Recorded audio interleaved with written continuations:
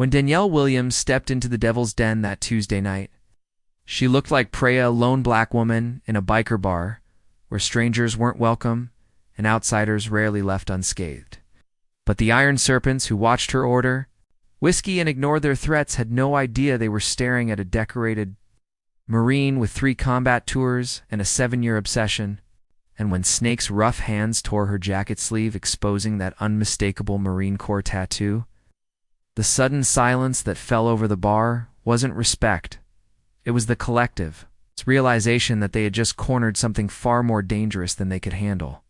Just before we get back to it, I'd love to know where you're watching from today. If you're enjoying these stories, make sure you're subscribed. The Devil's Den sat like a scar on the edge of Millfield. It's Tennessee, where the main road bent toward nothing but darkness and bad decisions. Smoke hung thick in the air, mixing cigarette ash with the smell of stale beer and motor oil that seemed to seep from the very walls. The jukebox in the corner wheezed out an old Lynyrd Skynyrd tune, its neon glow casting everything in shades of amber and red. Wooden tables, scarred by years of knife points and beer bottles, filled the cramped space. This wasn't the kind of place you stumbled into by accident.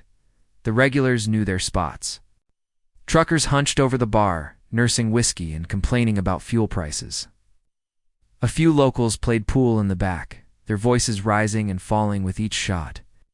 But tonight, the real power in the room came from the corner booth, where leather jackets gleamed under the dim lights. The Iron Serpents had claimed their territory, and everyone else just tried to stay invisible. Outside, gravel crunched under tires as another car pulled into the lot. The engine cut, and for a moment, everything felt normal. It's just another Tuesday night where nothing much happened, where tomorrow would look exactly like today. Then the door opened. Danielle Williams stepped into the Devil's Den like she owned the place. Mid-30s, tall, with the kind of posture that came from years of standing at attention. Her dark skin caught the neon light as she surveyed the room, taking in every face, every exit, every potential threat. She wore simple clothes jeans that fit well, a black leather jacket zipped halfway up, boots that had seen some miles. Nothing flashy, nothing that screamed for attention. But in a place like this, being different was enough. The conversations didn't stop all at once. It was more like ripples in a pond, starting with the men closest to the door and spreading outward. Heads turned, whispers started. The pool game in the back stuttered to a halt as someone missed an easy shot. By the time Danielle reached the bar, the whole place was watching. She didn't seem to notice. Or if she did, she didn't care. "What can I get you?" The bartender was young, maybe 25, with nervous hands and kind eyes. His name tag read Eli, and he looked like he'd rather be anywhere else in the world. "Whiskey. Neat." Danielle's voice was steady, calm.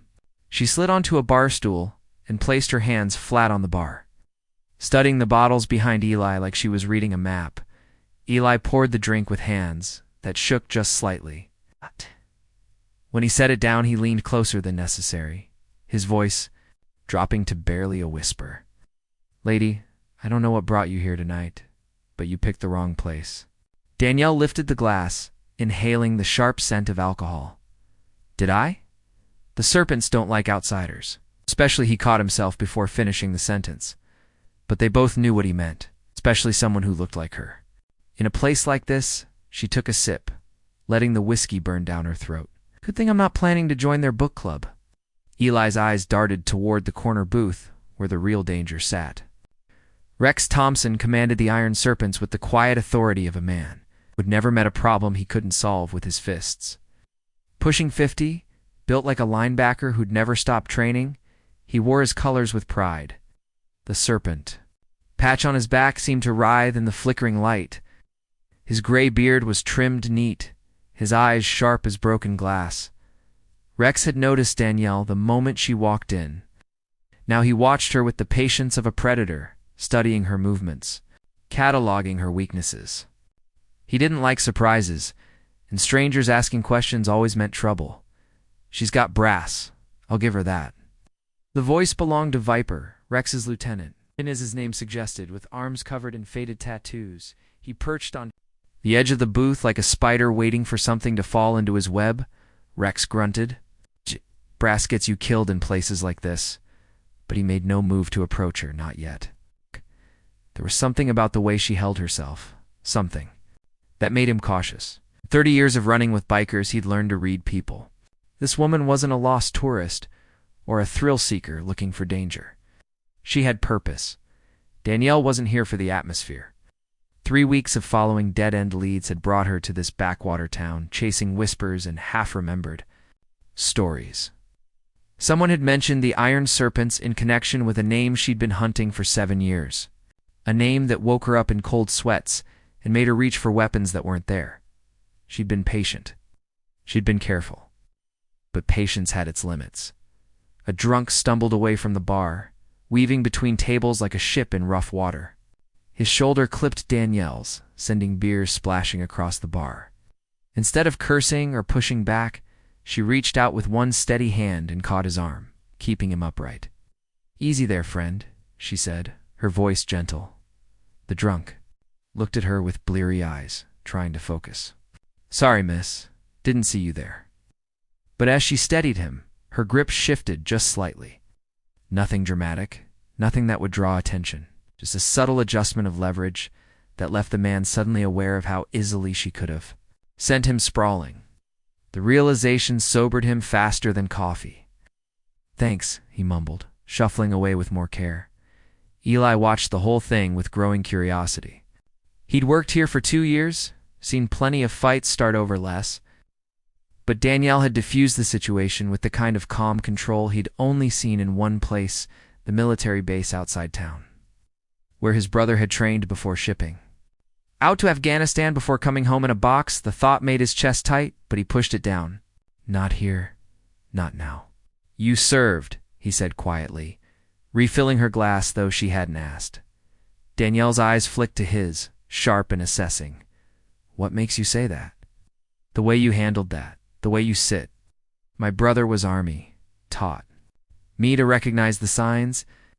She didn't confirm or deny it, just nodded slightly. "Sorry for your loss." Eli's throat worked. "Yeah, me too." The moment stretched between them, understanding passing without words.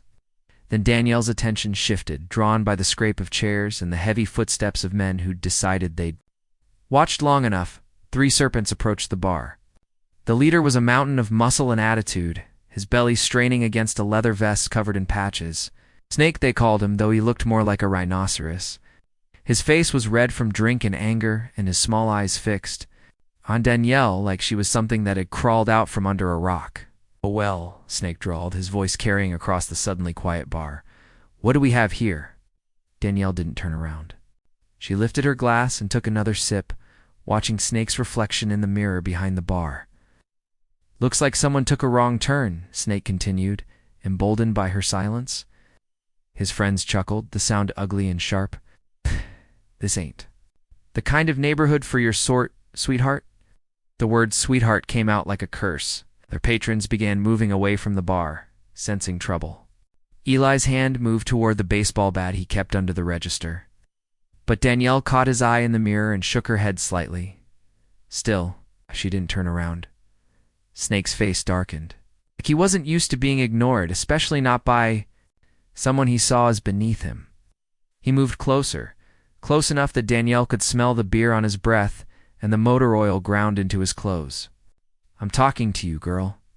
Now she turned, swiveling on her bar stool to face him.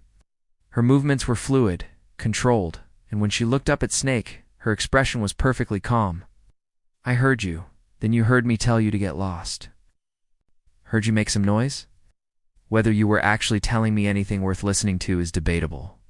The temperature in the room seemed to drop 10 degrees. Snake's friends tensed, ready for violence. But from the corner booth, Rex's voice cut through the tension like a blade. "Snake." One word spoken quietly, but it carried absolute authority. Snake's head whipped around to find Rex watching him with those cold gray eyes. Let her be. For now. Snake's jaw worked like he wanted to argue, but he knew better than to cross Rex in public. He stepped back, pointing a thick finger at Danielle. "Ain't over." "It never started," she replied, turning back to her drink. Snake stalked away, his friends trailing behind. The normal sounds of the bar gradually resumed, but the tension remained, coiled like a spring waiting to snap. Eli leaned across the bar, his voice barely audible. "You should go now. While they're giving you space." Danielle studied her reflection in the amber liquid. 7 years of searching had led her here, to this moment, to these people. Walking away now would mean starting over, following new leads that might take her anywhere or nowhere. She thought about the photo in her jacket pocket, creased from handling. The face that smiled back at her from that image would never smile again, would never hold her hand or whisper promises in the dark. That man was dead because someone had sold him out, traded his life for money and advantage. That someone was. Here, she could feel it. "I'm not going anywhere," she said, finishing her drink. Rex had been watching the whole exchange, and something in Danielle's posture, something in the way she'd handled Snake's challenge sparked his interest. Some random troublemaker or activist looking to make a statement? There was steel in her spine, purpose in her eyes, and that made her dangerous. He stood, his massive frame unfolding from the booth. The other serpents watched as their leader crossed the room, his boots heavy on the scarred wooden floor. Conversations died as he passed. Even Snake shut his mouth. Rex stopped beside Danielle's stool, close enough to be intimidating but not close enough to be threatening. "Yet buy you another drink?" She looked at him in the mirror, taking his measure. Close up, she could see the intelligence behind those cold eyes, the careful calculation of a man who'd survived by thinking 3 moves ahead. "I can buy my own. I'm sure you can. But I'm curious about what brings a woman like you to a place like this. A woman like me." Rex smiled, but it didn't reach his eyes. Someone with training, someone with purpose, someone who's looking for something specific. Danielle turned on her stool to face him fully. "What makes you think I'm looking for anything?" "Because nobody ends up here by accident. Especially not someone who handles herself like you do." He gestured to Eli, who reluctantly poured 2 whiskeys. Rex took one, raising it in a mock toast. "So what is it, ex-husband? Money owed? Old grudge?" Danielle picked up her glass but didn't drink. "Maybe I just like the ambience." Rex chuckled, a sound like gravel in a cement mixer. "Maybe, or maybe you're hunting someone you think has connections to my club." The words hung in the air between them. Danielle's grip on her glass tightened almost imperceptibly, but Rex caught it. He was good at reading people, at finding their pressure points. "I wouldn't know where to start, looking for anyone connected to your club," she said carefully. "Wouldn't you?" Rex leaned closer, his voice dropping to a whisper that somehow seemed more threatening than shouting. "See, here's the thing about small towns. Word travels fast. And lately I've been hearing about someone asking questions. Someone looking for a particular man with a particular scar." Danielle's blood went cold, but her expression didn't change. "Sounds like someone's been telling stories." "Oh, they have. And you know what's interesting? The man you're looking for, if he exists, if he's who I think he is, that's the kind of man who makes powerful enemies. Kind of enemies who might send someone with your particular skills to collect a debt." He straightened up, his smile widening. "But of course, that's all speculation. After all, what would I know about scarred men and old debts?" Danielle set her glass down with careful precision. Her heart was pounding, but years of training kept her breathing steady, her hands still. Interesting theory, isn't it? Of course, theories are dangerous things. Sometimes they lead people places they shouldn't go, make them ask questions that are better left unasked. Rex finished his drink and set the empty glass on the bar with a sharp click. "Word of advice, miss whoever you are. Some ghosts are better left buried. Some debts are too old to collect. Some searches end badly for the people doing the searching."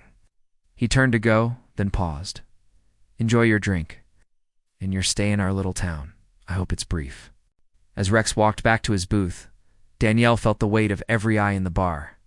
The message had been delivered, the warning given. Now everyone waited to see what she would do. She picked up her glass and drained it in one swallow, feeling the burn all the way down. When she set it back on the bar, her decision was made. "Another," she said to Eli. His eyes widened. "Ma'am, maybe you should another," Eli poured with shaking hands. As he set the glass down, Danielle looked at him directly. "You lost your brother in Afghanistan?" Eli nodded, not trusting his voice. "I lost someone there too.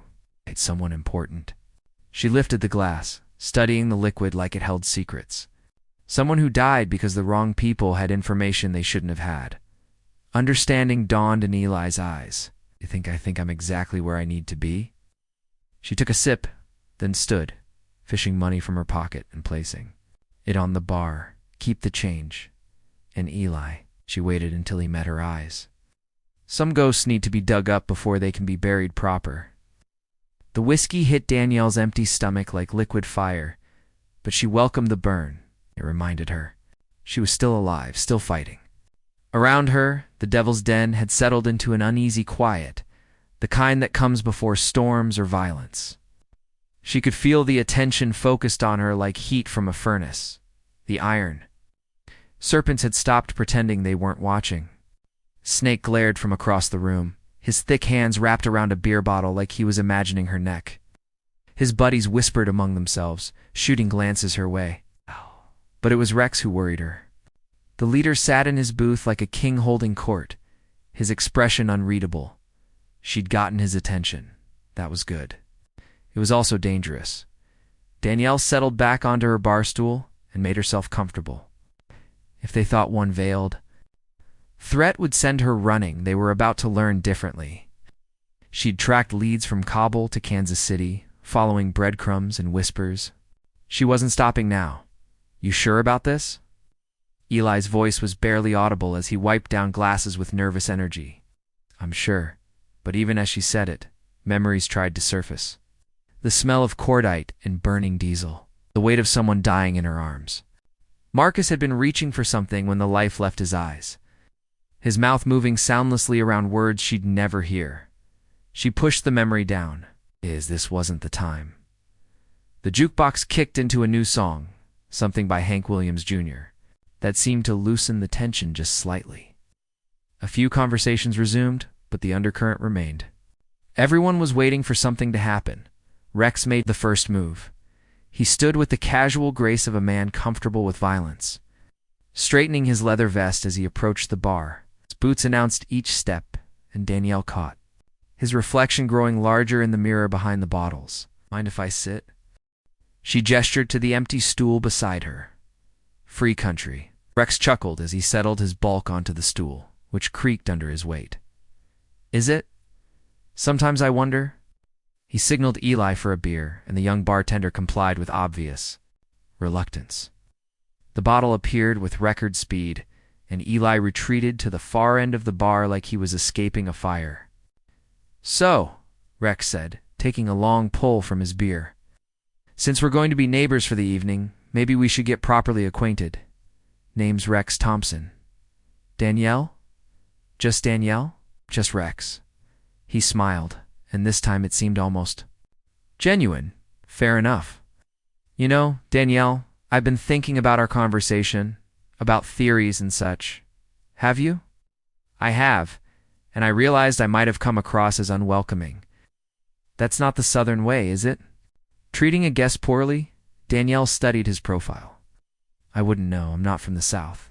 "No, I don't suppose you are. Where then?" "Here and there." Rex nodded like that was exactly the answer he'd expected. "Military brat?" The question caught her off guard, but she recovered quickly. "What makes you ask that?" "The way you carry yourself. The way you assess a room when you walk in. The way you handle drunk idiots without breaking a sweat." He took another drink. "My daddy was Army. 30 years. I know the signs." For a moment, something like understanding passed between them. Then Rex's expression hardened again. Of course, military training can be a dangerous thing in civilian life. All that discipline, all that purpose, but nowhere to aim it, makes some folks ... restless. Ain't that so? Oh yes, I've seen it before. Warriors without wars, looking for battles that don't need fighting. Danielle turned to face him fully. "And what about you, Rex? What battles are you fighting?" His smile was sharp as a knife blade. "The same ones I've always fought. Keeping what's mine safe. Protecting my family from folks who might want to hurt them. Your family? Rex gestured toward. The serpents scattered around the bar. Every man in that corner booth is my brother. We look out for each other. We keep our business private. Don't appreciate outsiders stirring up old troubles? What kind of troubles? The kind that get people hurt.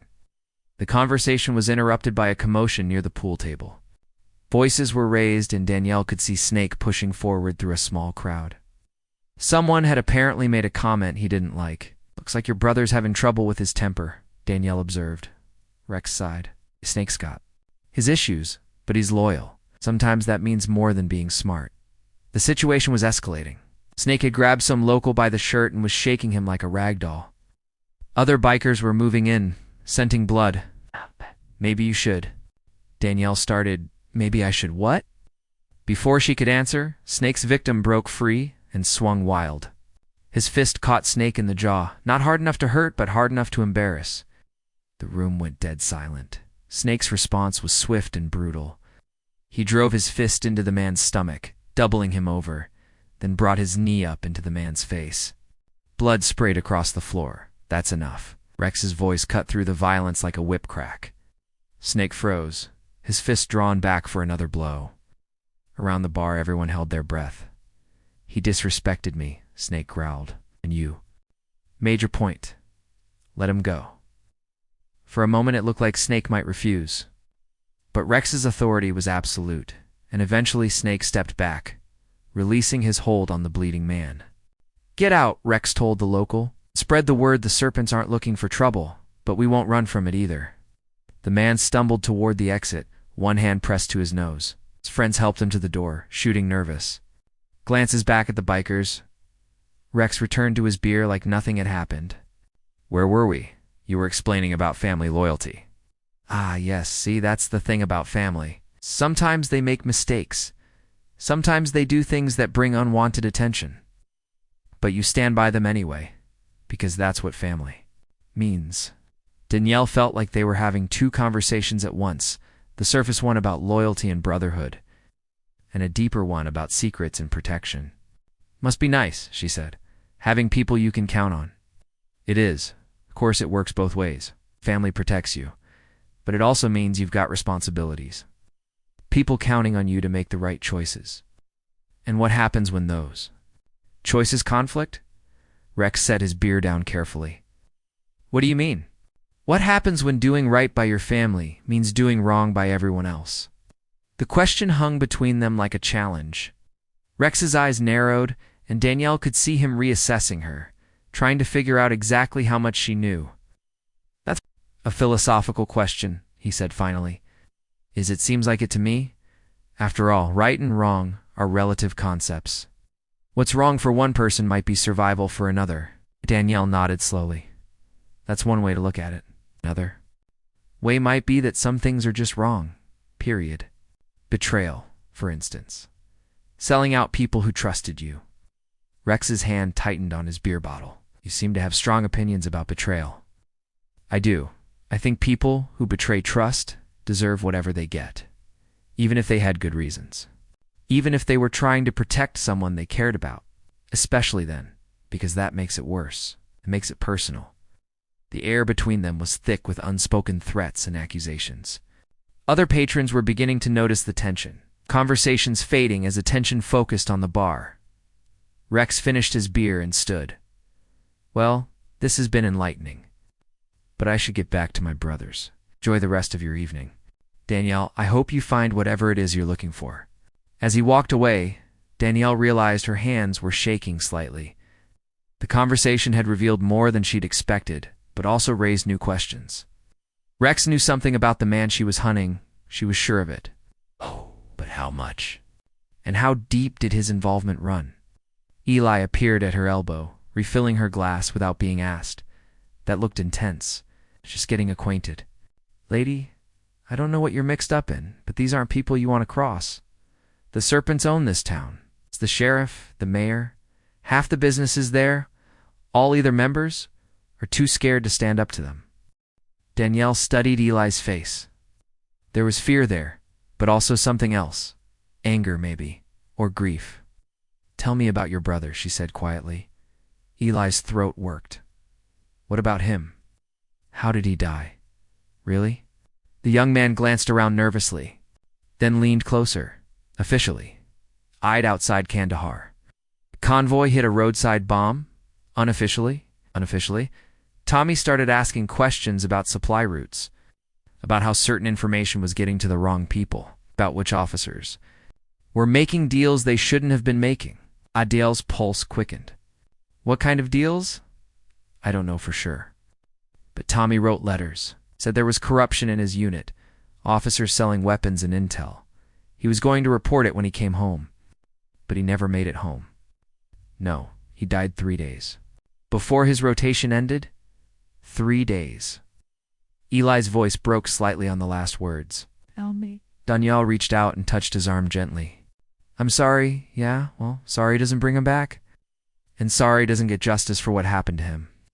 They sat in silence for a moment, two people bound by grief and the need for answers. Finally, Danielle spoke. The man I'm looking for, he has a scar, runs from his left ear down to his jaw, military bearing, probably mid-40s now. Ring any bells? Eli's eyes widened. Maybe. There's a guy who comes in sometimes. Keeps to himself, always pays cash. He's got a scar like that. When was the last time you saw him? A few weeks ago? But here's the thing, he wasn't alone. He was with some of the serpents. Real friendly with them, if you know what I mean. Danielle's heart began to race. 7 years of searching, and she was finally close. The man who had destroyed her life, who had sold out her unit and gotten Marcus killed, was here, in this town, connected to these people. What name does he use? Cole Bradford. The name hit her like a physical blow. She remembered shouting that name across a firebase in Afghanistan, watching a man in marine fatigues disappear into the night while gunfire erupted around them. Bradford had been Marcus's commanding officer, someone they'd trusted with their lives, someone who'd sold those lives for profit. You know him, Eli said, reading her expression. I know him. Then you know how dangerous this is. If he's connected to the serpents, if they're protecting him, ... they can try. Danielle finished her drink and stood, placing money on the bar. The alcohol had steadied her nerves and sharpened her focus. She knew what she had to do now. Where are you going? Eli asked. To get some air. Think things through. Be careful out there. The serpents don't like people asking questions about their business. Danielle paused at the door, looking back at the young bartender. Eli, if something happens to me, if I don't come back, make sure people know why I was here. Make sure they know what Cole Bradford did. Before he could respond, she was gone, stepping out into the cool night air. Behind her, the Devil's Den continued its uneasy dance of tension and violence. But ahead of her, somewhere in the darkness, was the man she'd been hunting for 7 years. The ghost who'd killed the only man she'd ever loved was about to discover that some ghosts had ghosts of their own, and this one had finally found him. The night air hit Danielle's face like a cold slap, clearing the smoky haze from her lungs and sharpening her thoughts. Behind her, the Devil's Den hummed with tension and barely contained violence. Ahead lay the darkened streets of Millfield, holding secrets she'd spent 7 years trying to uncover. She'd taken 3 steps toward her rental car when she heard the heavy footsteps behind her. Not trying to be subtle, they wanted her to know they were coming. Going somewhere, sweetheart? Snake's voice carried the same ugly sneer it had inside the bar. Danielle didn't turn around, didn't change her pace. In her peripheral vision, she caught movement to more shapes emerging from between parked motorcycles. They'd been waiting for her. Just getting some air, she said calmly, her hand moving casually toward her jacket pocket. Air's free inside, too. Snake's footsteps were getting closer. Of course, everything else is going to cost you. Danielle reached her car and turned to face them. 3 bikers spread out in a loose semicircle, blocking her path back to the bar. Snake. In the middle, flanked by 2 younger men she didn't recognize. All of them carried themselves like predators who'd found easy prey.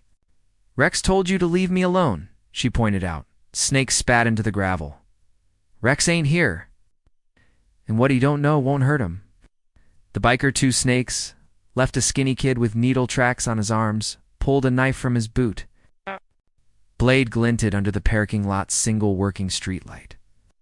"Maybe we just want to have a friendly conversation," the kid said, his voice high and nervous. "Ask you some questions about what brings a woman like you to our town." Assessed her options.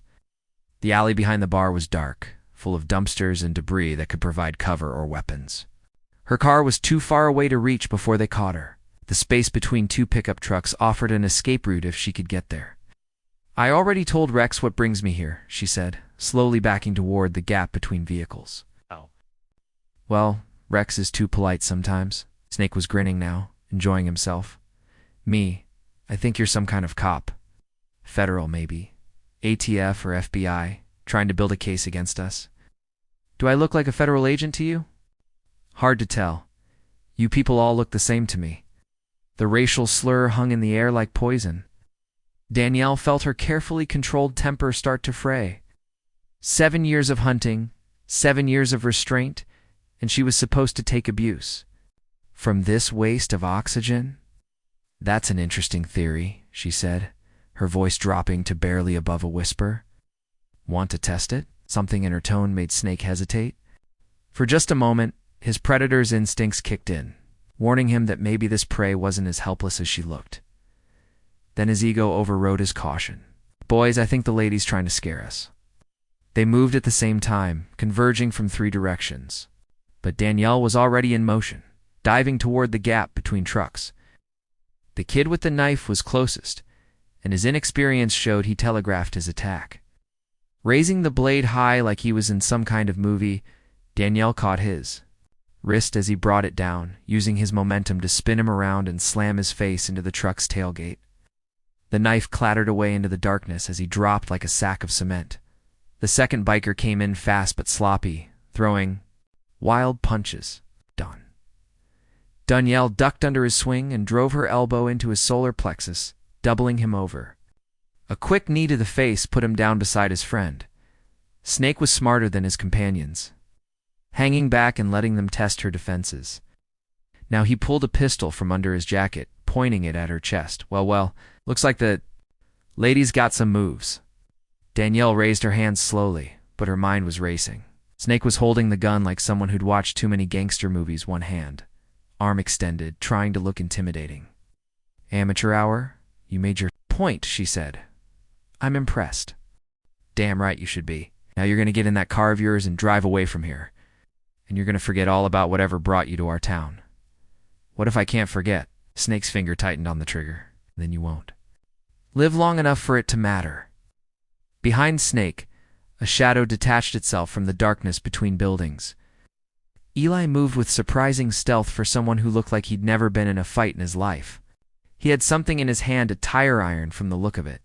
Danielle kept her eyes on Snake's face, not wanting to give away Eli's approach. "No, you're probably right. Maybe I should just leave, smart girl." Now the tire iron caught Snake across the back of his skull with a sound like a baseball hitting a watermelon. He pitched forward, the gun flying from his grip. Danielle caught the weapon before it hit the ground. Checking the safety with practiced ease, Eli stood over Snake's unconscious form, breathing hard and staring at the tire iron like he couldn't believe what he'd just done. "Did I kill him?" Knelt and checked Snake's pulse. "No, but he's going to have a hell of a headache." "What are you doing out here?" "Saw them follow you. Figured you might need backup." Eli was shaking now, adrenaline making his hands tremble. "I can't believe I just did that." "Believe it. You probably saved my life." Danielle tucked Snake's gun into her jacket and looked at the 3 unconscious bikers. "But now we've got a problem. When these idiots wake up, they're going to tell Rex what happened. Will that be bad?"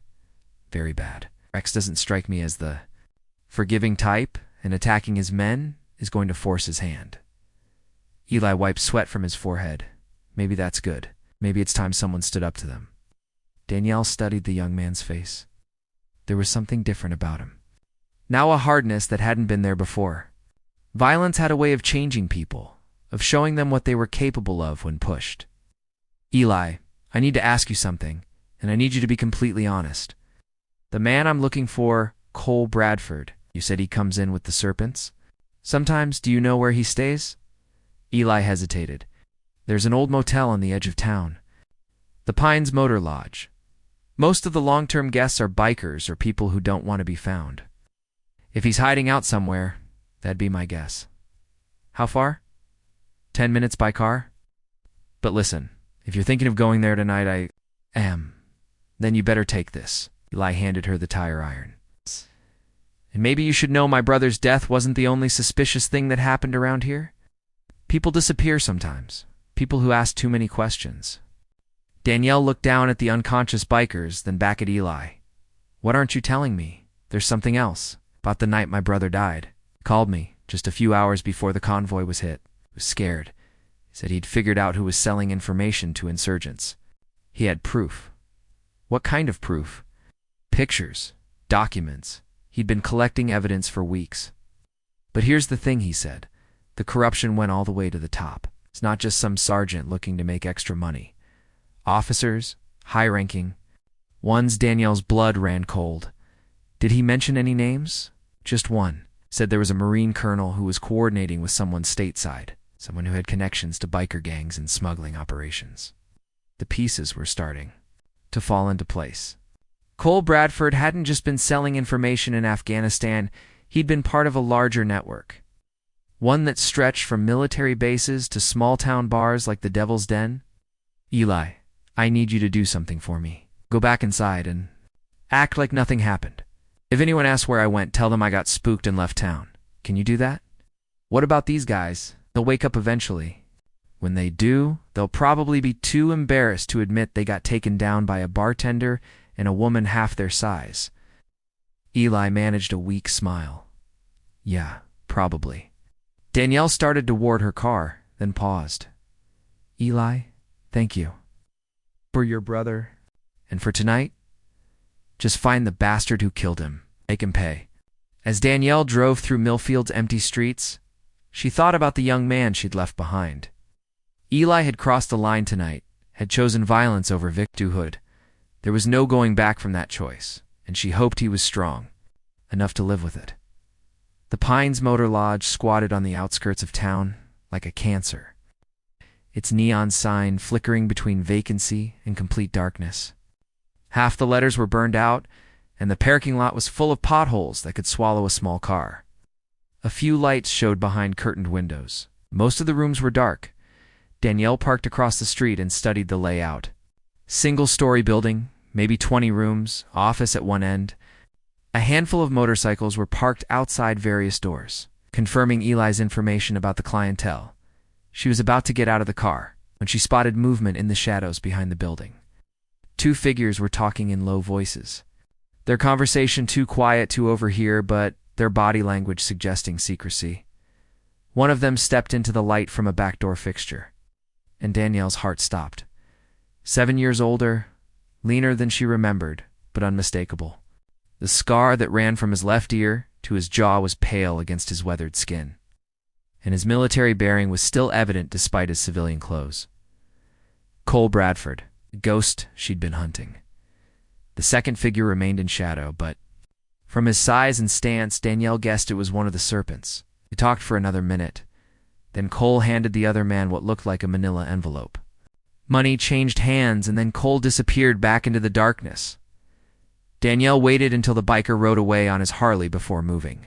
She crossed the street quietly, avoiding the pools of light from the working fixtures, the motel's back. Area was cluttered with dumpsters and abandoned furniture, providing plenty of cover. She found Cole's room by process of elimination. It was the only one with light showing that didn't have a motorcycle parked outside. The curtains were drawn, but she could see movement through a gap where they didn't quite meet. Cole was packing. Danielle crept closer, her heart hammering against her ribs. Through the window, she could see him moving efficiently around the small room, stuffing clothes and papers into a duffel bag. On the bed lay a passport and what looked like plane tickets. He was running. The realization hit her like a punch to the gut. After 7 years of searching, after finally tracking him down, he was about to disappear again, whatever deal he'd just made with the Serpents. It was his exit strategy. She had to move now. Dawn was still hours away when Danielle finally made it back to her own motel room across town. Her hands shook as she unlocked the door, adrenaline and exhaustion warring.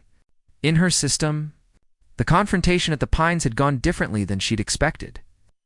And now everything was more complicated. She sat on the edge of the bed and unwrapped the bandage around her left hand, examining the cut across her knuckles. It wasn't deep, but it would leave a mark.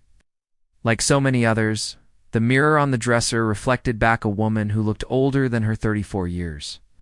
Combat tours, years of hunting, and a lifetime of anger had carved lines around her eyes and mouth. But it was the scars that told the real story, some visible, some hidden beneath clothes and skin. The largest one ran across her right shoulder, a memento from the same IED that had killed Marcus. She'd been unconscious when they'd pulled her. From the wreckage, hadn't woken up for 3 days. When she did, the first thing she'd asked about was her fiancé. The silence that followed had been louder than any explosion. Cole Bradford had visited her in the field hospital exactly once. He'd stood at the foot of her bed, his face carefully blank, and told her that Marcus had died a hero, that his sacrifice wouldn't be forgotten, that the investigation into the ambush was ongoing. All lies. What Cole hadn't told her was that he'd already been selling information to insurgents for months, that Marcus and the rest of her squad had died because their commanding officer had traded their lives for money and safe passage out of Afghanistan. She'd learn the truth later, piece by piece, as she'd recovered and started asking questions. Official channels had been useless. The investigation was classified. The reports buried, the witnesses transferred or discharged, but soldiers talked, and eventually the whispers reached her. Cole Bradford was dirty. He'd made a deal with the enemy and disappeared into the night, leaving a trail of bodies behind him. Danielle had made her own deal that day with herself. With Marcus's memory, with whatever sense of justice still existed in a world gone mad, she would find Cole Bradford, and she would make him pay. 7 years of searching had led her here. To this moment, to the choice she'd made 3 hours ago at the Pines Motor Lodge, she could have killed him, should have maybe. He'd been alone, distracted, packing for another escape. One shot through the window, and her hunt would have been over instead. She'd done something that surprised even her. She'd knocked on his door. The memory played back in vivid detail. Cole's face when he'd opened the door and seen her standing. Their shock, fear, and something that might have been relief all warring in his expression. "Hello, Cole." "Danielle." His voice had been steady, but she'd seen his hand move toward the gun he kept in a shoulder holster. "It's been a long time." "Years, for months, 16 days, you've been counting." Among other things, they'd stared at each other across the threshold, two people bound by betrayal and death. Cole had aged hard, she'd noticed. His hair was more gray than brown now, and new lines mapped the territory around his eyes. The scar was exactly as she remembered it, a reminder of some long-ago violence that had marked him before he'd learned to mark others. "You going to invite me in, or do we do this in the doorway?" Cole had stepped aside, and she'd entered the shabby motel room with its water-stained walls and carpets that had seen too much. His duffel bag sat on the bed, half-packed with the detritus of a life lived on the run, going somewhere. She'd asked, always. "It's safer that way." Safer for who? Cole had closed the door and turned to face her, his hand still hovering near his weapon. "For everyone involved?" "Marcus wasn't involved in your deals, Cole. Neither were the rest of my squad, but they died anyway." "You don't understand, then? Explain it to me." For a moment she'd thought he might actually try. There'd been something in his expression, a flicker of the man she'd once respected, once followed into combat without question. Then it was gone, replaced by the calculating coldness of a survivor. "Some things are better left buried, Danielle. You should know that by now. Like the fact that you've sold us out. Like the fact that you've traded American lives for money and safe passage. It wasn't that simple. It never is it? There's always a justification. Always a reason why betrayal was the only option." Cole had moved away from the door, putting the room's small table between them. "You want to hear the truth? Fine. I didn't have a choice. They had my daughter." Words had hit her like a physical blow. All her research, all her investigation, She'd never learned that Cole had a family. What? My ex-wife remarried, moved to California with our girl. I hadn't seen Sarah in 2 years when I got the pictures. Cole's voice had taken on a hollow quality, like he was reciting facts from someone else's life. Photos of her walking to school, getting on the bus, playing in her backyard, and a message: cooperate, or she disappears forever. Danielle had felt her certainty waver for the first time in 7 years. Who, I never knew for sure. The go-between was just a voice on a secure phone, but the operation was too sophisticated. To be local talent, someone with serious resources, serious reach. So you sold out your own unit to protect your daughter. I sold out intel on convoy routes and patrol schedules. I thought I could control it, limit the damage. I never meant for anyone to get killed, but they did. Yes, they did. Admission had hung between them like smoke from a funeral pyre. Danielle had found herself looking at a man she'd hated for 7 years and seeing something she hadn't expected: genuine remorse. Marcus died, calling your name, she'd said quietly. He thought you were coming to help. Cole's face had crumpled. I know. Do you really? Because while you were protecting your daughter, his daughter grew up without a father. You were making deals to save your family. You destroyed mine. I'm sorry. Sorry doesn't bring him back. They'd stood in silence for a long moment, 2 people carrying the weight of choices that couldn't be undone. Finally, Cole had spoken again. What do you want from me, Danielle? Want you to come forward, testify about what happened? Truth about who was really behind the corruption. I can't do that. Why not? Because it would get us both killed. The people I worked for, they're still out there, still connected, still dangerous. You mean the Iron Serpents? Cole's eyes had widened. How did you figure it out? 7 years of investigation. Cole, following money trails and weapon shipments and dead soldiers who asked too many questions. The Serpents are just the local distribution network, aren't they? Someone's been using biker gangs to move military. Hardware from overseas to domestic buyers. You don't know what you're talking about, don't I? A Marine colonel with access to classified information sells intel to insurgents. The insurgents capture American weapons and equipment. Those weapons get shipped to the States through criminal networks. The bikers provide muscle and transportation. And everyone gets rich, except the soldiers who die in the process. Cole had been shaking his head, but she could see the confirmation in his eyes. Even if that were true, what difference would it make? You think testifying would change anything? The people behind this have been operating for years. They have protection at every level. Maybe, but at least the families would know the truth. At least Marcus's death would mean something. His death already means something. It means you survived. It means you've got to come home and build a life. What life? The words had come out sharper than she'd intended. What kind of life do you think I've had, Cole? 7 years of hunting? 7 years of rage? 7 years of waking up in the middle of the night seeing his face. She'd pulled out her phone and shown him the photo she carried Marcus in his dress blues, taken just before their deployment. Young and proud and certain that he was fighting for something that mattered. He was going to propose when we got back, had the ring picked out and everything. He showed me the pictures on his laptop, asked if I thought it was too traditional.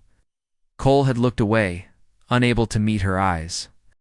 I never got to answer him, never got to say yes or plan a wedding or argue about where to live, because his commanding officer decided that money was more important than honor.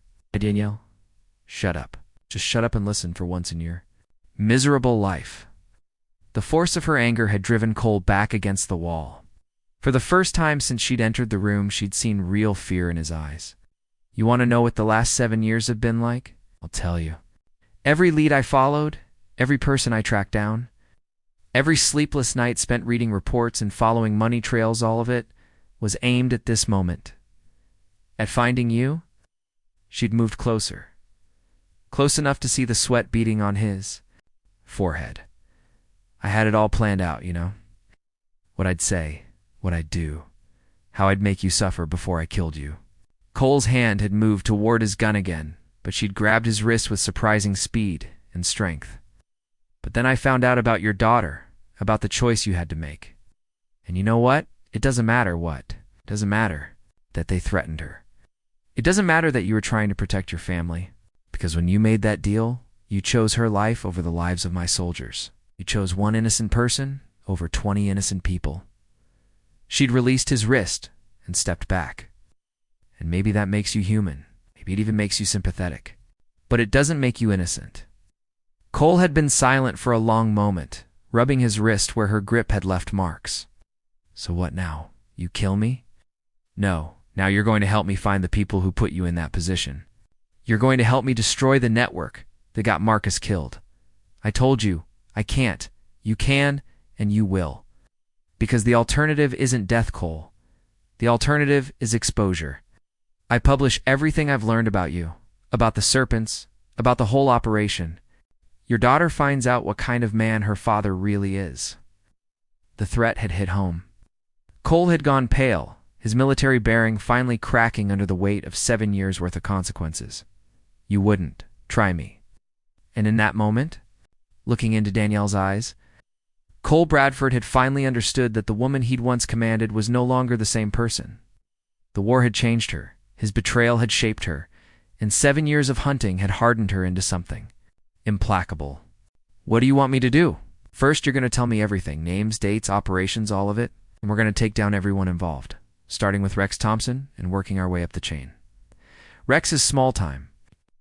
Just provides transportation and muscle. Then we'll start with him and follow the trail to whoever's really in charge. Cole had looked around the shabby motel room one last time, taking in the remnants of his life on the run. If I do this, if I help you, they'll kill us both, probably.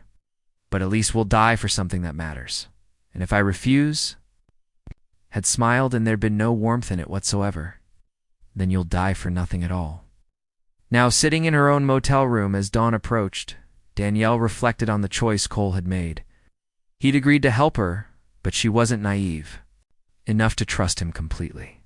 Desperate men made desperate choices. Cole Bradford had proven 7 years ago that self-preservation was his primary motivation.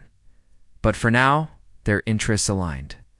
Cole wanted to survive, and survival meant eliminating the threats against him. Danielle wanted justice, and justice required destroying the network that had killed Marcus. Together, they might actually have a chance. Her phone buzzed with a text message. Unknown number, but she recognized the tone. Rex knows you're here. Meeting tomorrow night at the Devil's Den. Come alone or Eli pays the price. Danielle stared at the message for a long moment, then deleted it. Rex was making his move, trying to regain control of the situation. But he'd made a critical mistake. He thought she cared more about Eli's safety than her. Mission, he was wrong. She cared about both, which made her twice as dangerous as he'd calculated. Following Rex's ultimatum, Danielle arrived at the Devil's Den the next evening to find the parking lot transformed, motorcycles lined up in perfect rows, their chrome catching the dying light. More Iron Serpents than she'd ever seen stood around in clusters, voices low but anticipation palpable. This wasn't just a meeting, it was an event. The bar had been cleared of civilians, so only bikers remained, creating a wall of leather and metal. Rex sat at his corner booth, wearing his colors like armor. Every patch a declaration of authority. Danielle walked through the crowd with steady steps, ignoring hostile stares and crude comments. These men wanted to see fear. She gave them nothing. Punctual, Rex observed as she approached. I respect that. Where's Eli? Rex gestured toward the back, where the young bartender sat tied to a chair, face bruised but eyes defiant. Flanked him, hands on weapons. He's fine. But for now, depends on how cooperative you decide to be. Danielle studied the setup, cataloging exits and threats. What do you want? Answers. Starting with who you really are. Rex stood, his massive frame unfolding like a mountain deciding to walk. Conversations died as every eye focused on their leader. I learned that Danielle Williams is more than some grieving girlfriend. She's a decorated Marine with 3 tours in Afghanistan, been asking questions about military corruption for 7 years. The words hung in the smoky air.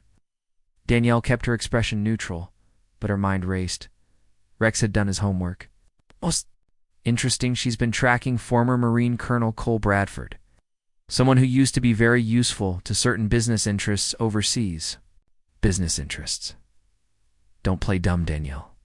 Rex began, circling her like a shark. Cole was a valuable asset until he got cold feet and disappeared. Someone's been looking for him. Someone willing to pay handsomely for information. The pieces clicked. Rex wasn't protecting Cole. He was planning to sell him. Here's my problem. I can't decide if you're working for the people who want Cole dead or if you're just another loose end. Why don't you ask Cole? Rex smiled coldly. I did. Had a very interesting conversation this morning.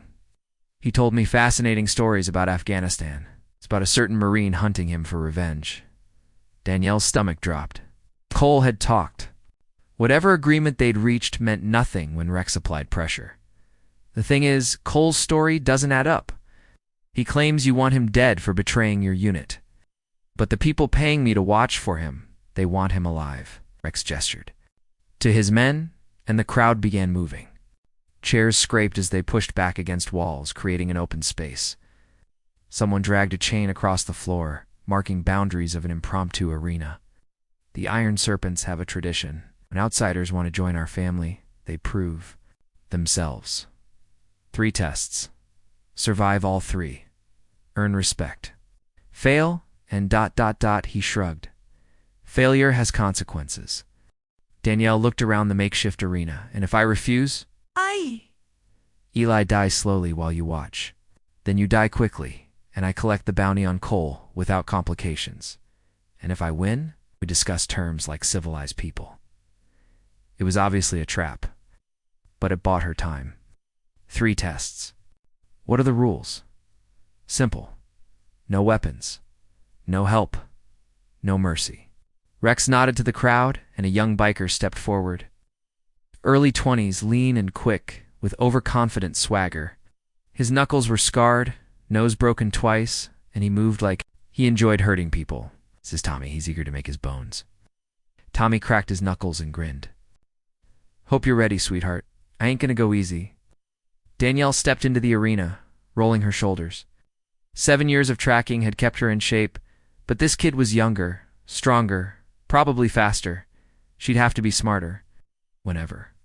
You're ready, Rex called. Tommy came immediately, throwing wild haymakers like he was trying to take her head off. All aggression, no technique. She ducked under his swing and pivoted, letting momentum carry him past. Stand still and fight. Tommy snarled, spinning for another attack. This time more cautious. Leading with a jab, Danielle slipped easily. She responded with a short uppercut to his solar plexus. Not hard enough to end it, but enough to make him respect her reach. Tommy backed off, reassessing. Around them, serpents shouted encouragement and insults. Some were betting money changing hands. You got some moves? But moves ain't enough. He feinted left, came right with a hook that caught Danielle's shoulder. The impact spun her around, and Tommy followed with a knee aimed at her ribs. But Danielle expected the combination. Straight from basic combat training, she caught his knee on her forearm and used his leverage to twist him off balance. As he stumbled, she drove her elbow into his temple with surgical precision. Tommy's eyes rolled back, and he dropped like a stone. The bar fell silent. Tommy wasn't moving. Well, that was efficient. Rex gestured to another crew member. This one was older, thicker, with methodical movements of a man who'd survived too many fights. His name was Crusher, and he lived up to it, hands like dinner plates, arms that could bend steel. Crusher's been with us 15 years, never lost a fight inside this bar. Crusher stepped into the arena without ceremony. Unlike Tommy, he didn't. Posture. He just studied Danielle with professional patience. Nothing personal, I know. This fight was different. Crusher didn't waste energy on wild swings. He advanced steadily, cutting off angles, forcing Danielle into smaller spaces. When he threw punches, they were economical and devastating. Danielle tried using her speed advantage, but Crusher was too experienced to chase shadows. He controlled the center, waiting for his chance. It came when Danielle's foot slipped on spilled beer. It's just a tiny stumble, but Crusher pounced. His massive fist caught her ribs. Lifting her off her feet and sending her crashing into the crowd, the Serpents pushed her back, jeering. Crusher was already moving, follow-up punch aimed at her head. Danielle barely got her arms up to block, but the impact rattled her teeth. Stay down. This don't have to be ugly. But Danielle was rolling away from his reaching hands. She came, up near the arena's edge, where someone had abandoned a beer bottle. Without thinking, she grabbed it and swung at Crusher's head. No weapons, Rex shouted. Too late. The bottle shattered against Crusher's skull, opening a gash above his left eye. Blood poured down his face, but instead of dropping him, it made him angry. Now you've done it. Crusher charged like a bull, vision impaired but rage providing fuel. Danielle sidestepped at the last second, and he crashed into the wall hard enough to shake the building. Before he could recover, she was on him. Wrapping her arm around his throat in a chokehold from Marine training, Crusher thrashed like a trapped bear, trying to slam her against the wall. But Danielle held on, applying steady pressure to his carotid artery.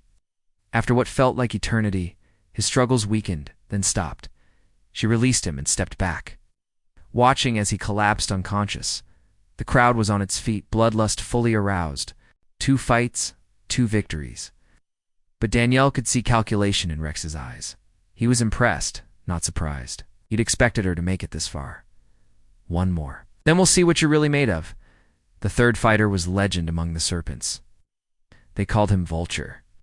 Tall and lean, with a hatchet face and eyes that never blinked, he moved with fluid predator grace.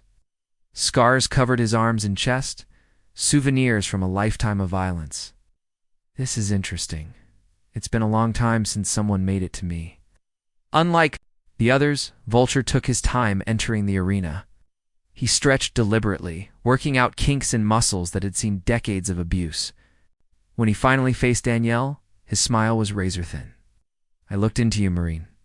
3 tours, 2 Purple Hearts, Medal of Valor. Impressive record.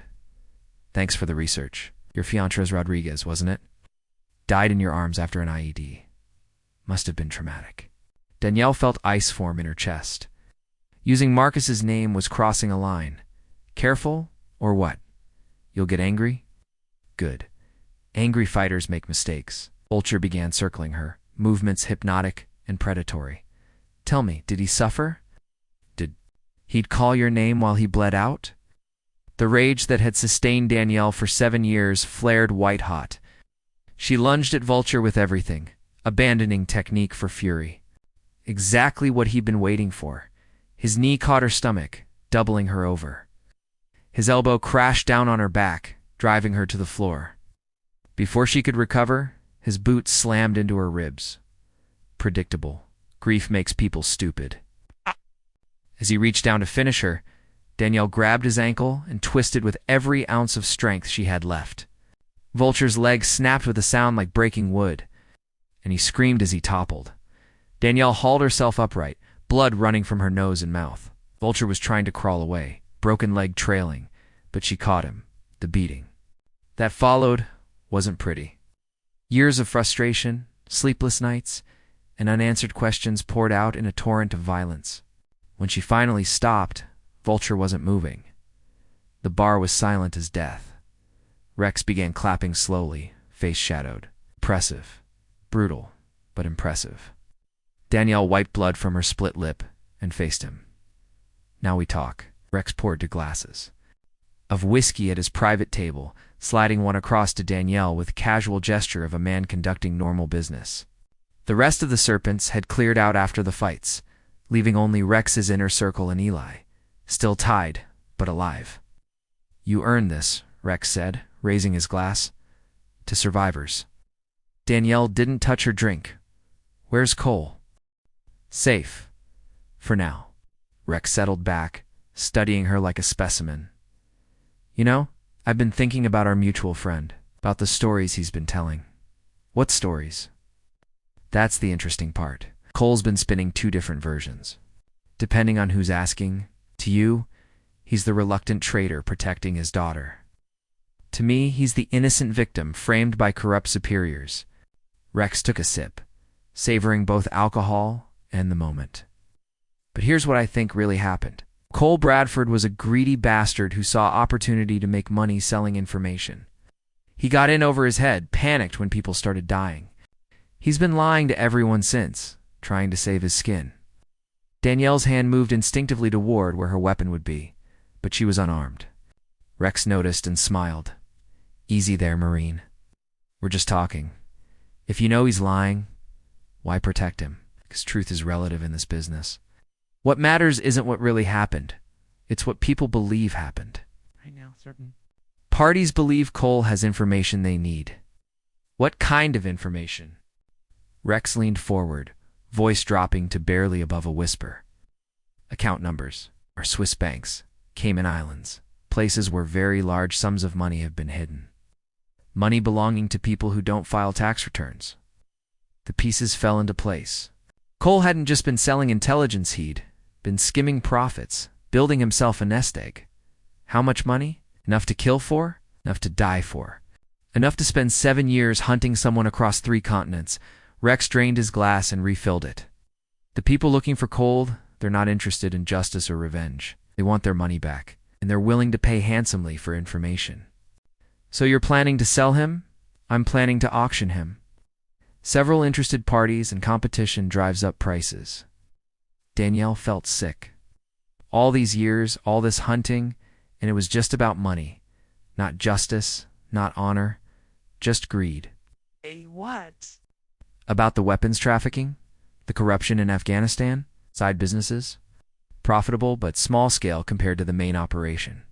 Rex gestured around the bar. You think this place pays for itself? You think motorcycle clubs generate enough legitimate income to support our lifestyle? He was right. The Serpents were living well beyond simple bikers' means. New bikes, military grade, weapons, regional influence. We're distributors. Middle management in a very large, very profitable enterprise. Someone needs weapons moved from point A to point B. We handle transportation. Someone needs people eliminated or intimidated. We provide services. And Cole was your contact inside the military. One of them. We have people everywhere, bases, supply depots, recruitment centers. The military-industrial complex is beautiful when you know how to work it. Danielle thought about Eli's brother, about all the young soldiers who died because of this network. How many people have you killed? Me personally, or the organization as a whole? Does it matter, Rex? Shrugged. Not really. Death is just another business expense, like taxes or insurance premiums. The casual way he discussed murder made Danielle's skin crawl. This wasn't a man, it was a monster wearing human skin. Here's what's going to happen. Tomorrow night we're having an auction. Several very dangerous people are flying in to bid on Cole Bradford. The winner gets Cole, the account information, and satisfaction of settling old debts, and me. You're going to help me deliver him? Danielle stared at Rex in disbelief. Why would I do that?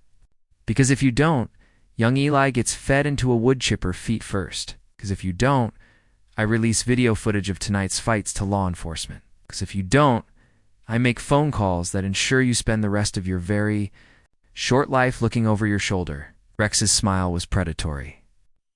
Or you help me deliver Cole, take your share of profits, and walk away rich enough to disappear forever. Your choice. Before Danielle could respond, the door crashed open. Cole Bradford stumbled inside, hands zip-tied behind his back, and blood streaming from his nose. 2 serpents flanked him, weapons drawn. Boss, we got a problem. Rex's expression darkened. What kind of problem? Bradford tried to run, made it 2 miles before we caught him, but that ain't the worst part. The biker pulled out a cell phone and tossed it onto the table. He made some calls first. 2 people who ain't supposed to know. Where we are. Rex picked up the phone, scrolling through recent calls. His face went white. You stupid son of a bitch. Do you have any idea what you've done?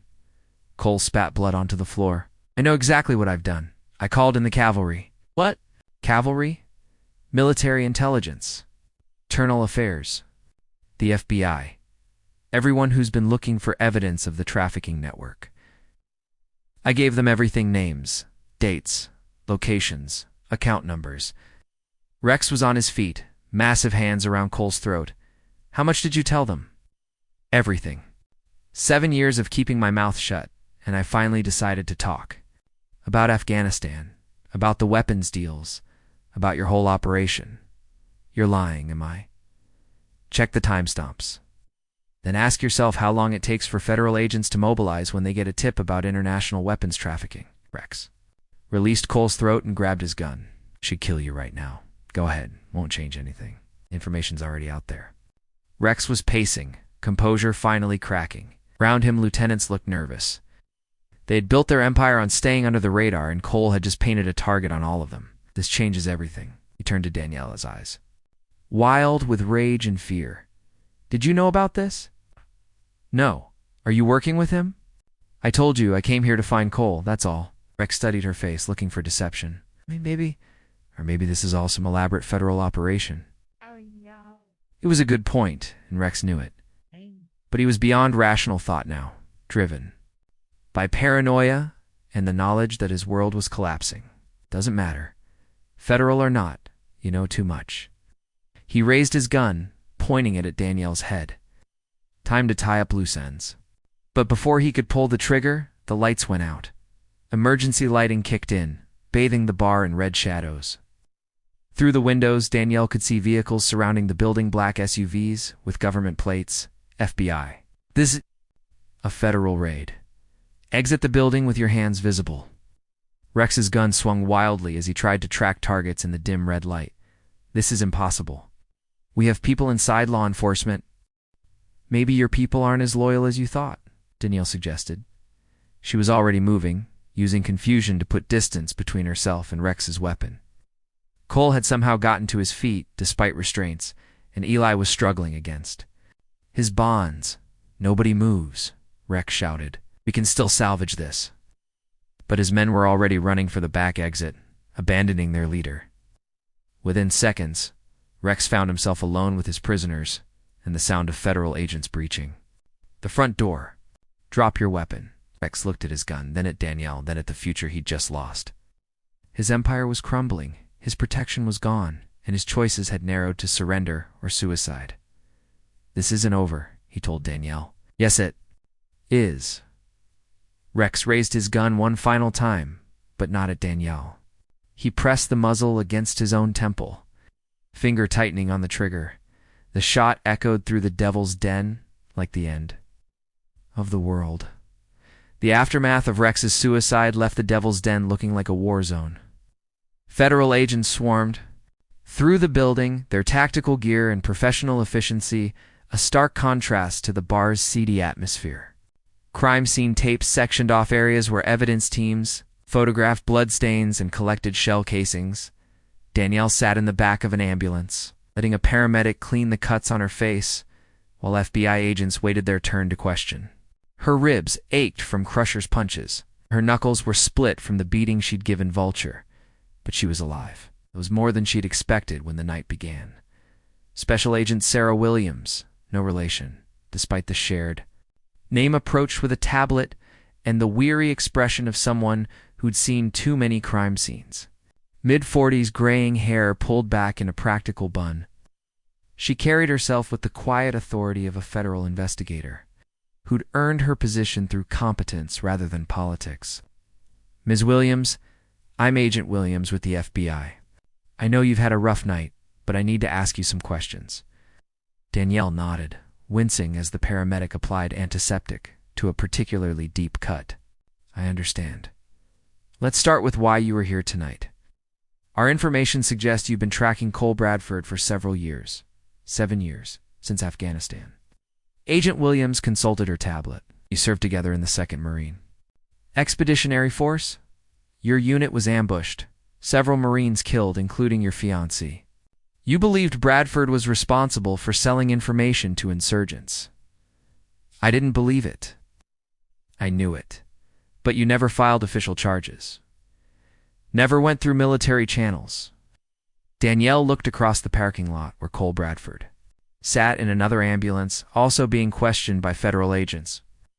He looked older than his years, worn down by the weight of his choices. Military channels have a way of protecting their own, especially when the corruption goes higher than one colonel. How high? High enough that Bradford's been running free for 7 years, while good Marines stayed buried. Agent Williams made notes on her tablet. Tell me about tonight. What happened? In there, Danielle recounted the events of the fights. Rex's revelations about the trafficking network, Cole's desperate phone calls to federal authorities.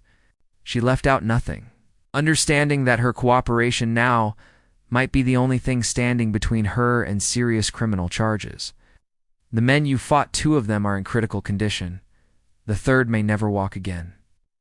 They gave me a choice: fight or watch an innocent man die. That's not how the law works, Ms. Williams. The law didn't seem to be working very well for the past 7 years. Agent Williams studied Danielle's face, looking for deception or calculation. What she found was exhaustion and a kind of hollow satisfaction, like someone who'd finally reached the end of a very long journey. What do you know about the larger network, the weapons trafficking operation? Only what Rex told me tonight. It's military equipment stolen or diverted overseas, shipped back to the States through criminal organizations. The Iron Serpents were just one distribution point? Did Rex mention names? Other contacts? He said they had people everywhere. Bases, supply depots, recruitment centers, but he didn't give specifics. Agent Williams nodded, making more notes. In the distance, crime scene photographers were documenting Rex's body, their camera flashes creating a strobe effect through the bar's windows. Ms. Williams, I'm going to be frank with you. What happened here tonight, the violence, the vigilante justice, that's not something we can ignore. But the information you've provided, combined with Bradford's testimony, could help us dismantle a trafficking network that's been operating for over a decade. What are you saying? I'm saying cooperation tends to be viewed favorably by federal prosecutors. And right now, we need all the cooperation we can get.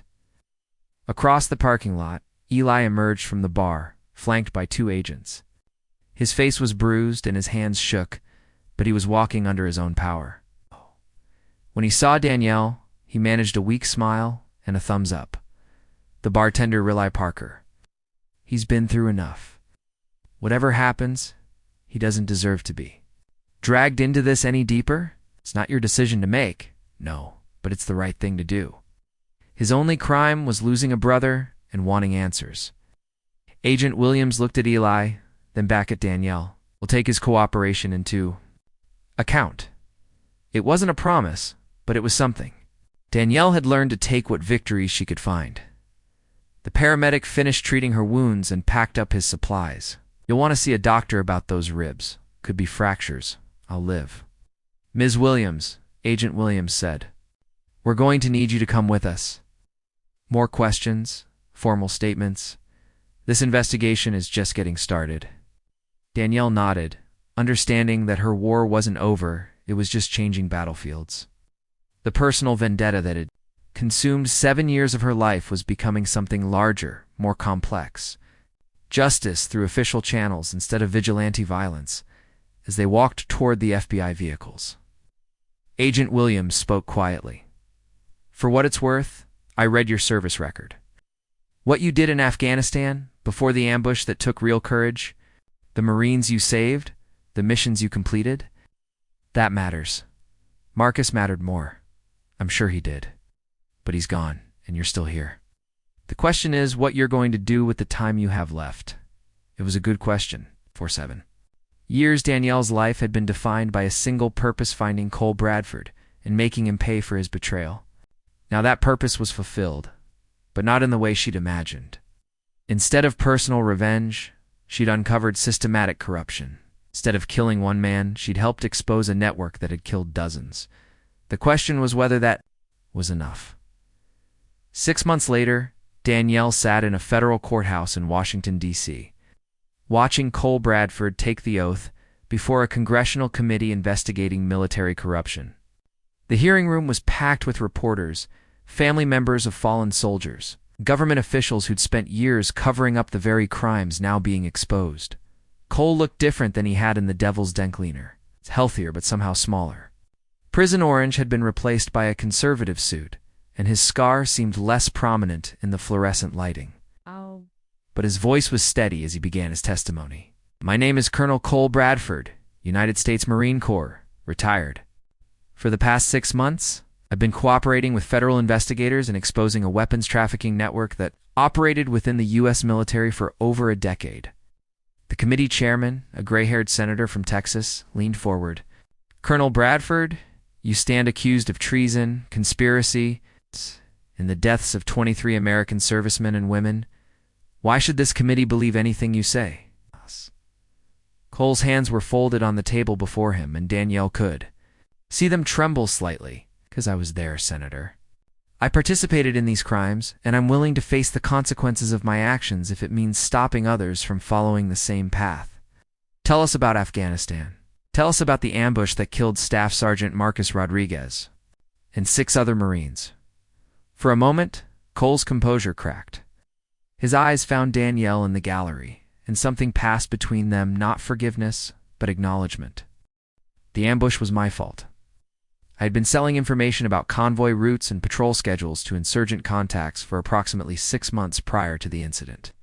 The intelligence I provided directly led to the deaths of those Marines." Murmur rippled through the hearing room. Family members of the fallen soldiers leaned forward, hungry for answers they'd waited years to hear. "Why did you do it, Colonel?" Cole's voice dropped too, barely above a whisper. "My daughter had been kidnapped. The people I was working for had taken her from her mother's home in California. They said they would kill her if I didn't cooperate." Who were these people? Consortium of defense contractors, military officers, and criminal organizations. They called themselves the Meridian Group. Their business model was simple: create demand for weapons overseas, then fulfill that demand using stolen or diverted military equipment. The senator consulted his notes. How did this network operate? Would identify conflicts around the world where weapons were needed, Afghanistan, Iraq, Syria, Somalia. Then they would arrange for military equipment to be lost or destroyed in those areas.